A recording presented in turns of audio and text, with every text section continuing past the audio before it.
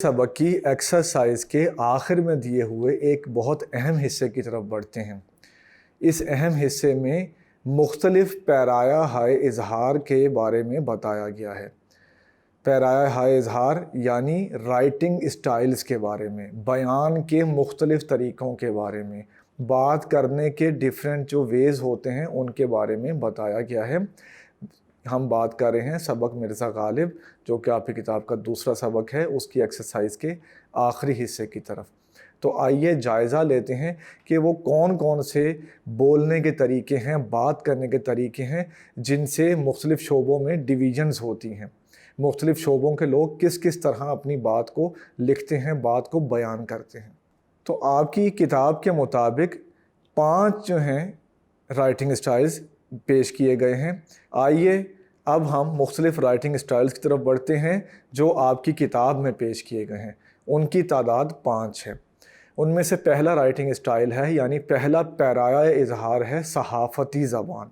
दूसरा पैराया इजहार है दफ्तरी ज़बान। तीसरा पैराया इजहार है कानूनी ज़बान। चौथा पैराया इजहार है तकनीकी ज़बान। और पाँचवा और आखिरी पैराया इजहार यानी राइटिंग स्टाइल, बयान का तरीका है अदबी ज़बान। तो ये पांचों बयान के तरीके हैं, इनके बारे में हम थोड़ी थोड़ी बात करेंगे। आपने अपनी किताब में 5 जुमले ज़रूर मुलाहिज़ा किए होंगे जो आपकी किताब में दर्ज किए गए हैं इस सारी गुफ्तगू से पहले। तो आइए हम देखते हैं कि सहाफ़ती ज़बान में क्या होता है। सहाफ़ती ज़बान में इस तरह की बात की जाती है जो हर उम्र के कारी को समझ आ जाए। उसमें अंदाज़ ऐसा होता है जो ख़बरों वाला अंदाज़ होता है। आप में से सब लोगों ने अखबार भी पढ़े होंगे कभी ना कभी, और आप टीवी पे चैनल भी देखते होंगे, न्यूज़ चैनल। तो उनकी ज़बान अगर आप सुनें तो आपको आसानी से समझ आ जाएगा सहाफ़ती ज़बान क्या होती है। उसके बाद बारी आती है दफ्तरी ज़बान की। तो दफ्तरी ज़बान में अक्सर स्लैशेस का इस्तेमाल होता है, चिट्ठी, नंबर, ठीक है। तो ये आप देखेंगे दफ्तरी ज़बान में। दफ्तरी ज़बान दफ्तर के लोगों की समझ की होती है, आम बंदे को उसको समझने में मुश्किल पेश आती है। तीसरे नंबर पे बारी आती है कानूनी ज़बान की। कानूनी ज़बान में जैसे ताज़ीरात का लफ्ज़ इस्तेमाल होता है, शिक नंबर इस्तेमाल होता है, इसी तरह के भारी भरकम अल्फाज जो कि आप अदालती कार्रवाइयों में सुनते हैं, या आप जब किसी कमीशन की रिपोर्ट पढ़ते हैं तो फिर आपको पढ़ने को मिलते हैं। इस ज़बान को कहते हैं कानूनी ज़बान। चौथे नंबर पे बारी आती है तकनीकी ज़बान की। तो तकनीकी ज़बान में उस इल्म से रिलेटेड यानी उससे मुतल्लिक़ अल्फाज इस्तेमाल किए जाते हैं। मसलन फ़िज़िक्स है, कंप्यूटर है, एस्ट्रोलॉजी है, बायोलॉजी है, केमिस्ट्री है। तो इनमें हर शोबे में मुख्तलिफ़ तरह के लफ्ज़ इस्तेमाल होते हैं। बायो के अपने ख़ास लफ्ज़ होते हैं, फ़िज़िक्स के अपने ख़ास लफ्ज़ होते हैं।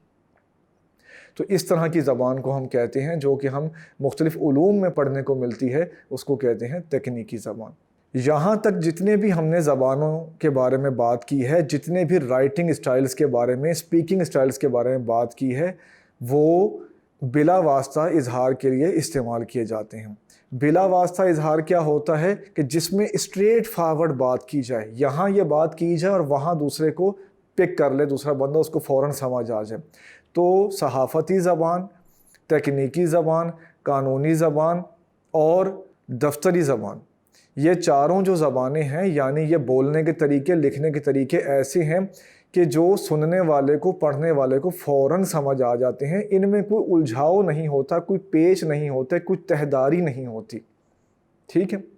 अब हम बढ़ते हैं 5वें हिस्से की तरफ। 5वां नंबर आता है अदबी ज़बान का। ये इस लिहाज से तो 5वां नंबर है, लेकिन अगर देखा जाए तो ये पहले नंबर पे आती है, क्योंकि अदबी ज़बान जो होती है वो इन तमाम तरीक़ों से बाला होती है, तमाम तरीक़ों से ज़्यादा खूबसूरत होती है।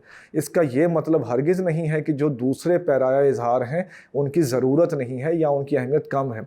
उनकी अपने अपने शोबों में अहमियत है, लेकिन अदबी ज़बान की चाशनी क्या होती है, उसका रस और उसका लुत्फ़ ये होता है कि इसमें बिल वासिता इजहार किया जाता है। अब बिल वास्ता इजहार क्या होता है कि बात स्ट्रेट फॉरवर्ड नहीं की जाती, सीधी सीधी बात नहीं की जाती। بلکہ تشبیہات کے ذریعے، استعاروں کے ذریعے، اشاروں کے ذریعے، کنایوں کے ذریعے بات کی جاتی ہے۔ اس کی مثال ہم آپ کو اسی چیپٹر سے دے دیتے ہیں، جیسا کہ غالب نے ذوق سے کہا کہ میں تو تم کو میری سمجھتا تھا مگر اب معلوم ہوا کہ آپ تو سودائی ہیں۔ تو غالب نے اس میں سودائی انہیں کہہ کر انہیں دراصل پاگل کہا تھا، لیکن یہ بات انہوں نے بلا واسطہ نہ کی، بالواسطہ کی۔ تو جب بات بالواسطہ کی جائے یعنی کسی میڈیم کے تھرو کی جائے، سیدھی سیدھی نہ کی جائے، اسٹریٹ فارورڈ نہ کی جائے، تو اس کو کہتے ہیں ادبی زبان۔ ادبی زبان کا اپنا ہی لطف ہوتا ہے، اس کی اپنی ہی شان ہوتی ہے۔ تو ہم نے آپ کے سامنے بیان کیے مختلف پیرائے اظہار، رائٹنگ کے مختلف طریقے۔ تو جب آپ اپنی اسٹوڈنٹ لائف میں اور آگے چل کے اپنی جب اور ڈگریاں آپ لیں گے یا جب آپ پروفیشنل لائف گزار رہے ہوں گے تو بہت ساری زبانیں یعنی بہت سارے رائٹنگ اسٹائلز آپ کو سننے کو پڑھنے کو ملیں گے، تو ان میں آپ ڈفرینشیٹ کر سکتے ہیں، ان میں امتیاز کر سکتے ہیں ان معلومات کی بنا پہ جو ہم نے آپ کو فراہم کی ہیں۔ امید ہے آپ کو اس لیکچر سے کچھ سیکھنے کا موقع ملا ہوگا۔ یہاں آپ کے سبق مرزا غالب کے عادات و خصائل کے تمام حصے مکمل ہو چکے ہیں، اس کا انٹرو ہو چکا ہے، اس کا خلاصہ ہو چکا ہے، اس کا اوور ویو ہم نے آپ کے سامنے پیش کیا۔ اس کے علاوہ ہم نے آپ کو اس کی نثر پاروں کی تشریح کرائی، کوئسچن آنسر کرائے، اور آخر میں ہم نے آپ کو بتایا کہ مختلف پیرایہ اظہار کیا ہوتے ہیں۔ امید ہے آپ کو اس سارے سلسلے سے سیکھنے کا موقع ملا ہوگا۔ میرا نام فرحان علی ہے اور میں tutoria.pk پر اردو کا آن لائن انسٹرکٹر ہوں۔ آپ سے اگلے لیکچر میں ملاقات ہوگی، تب تک کے لیے اللہ نگہبان۔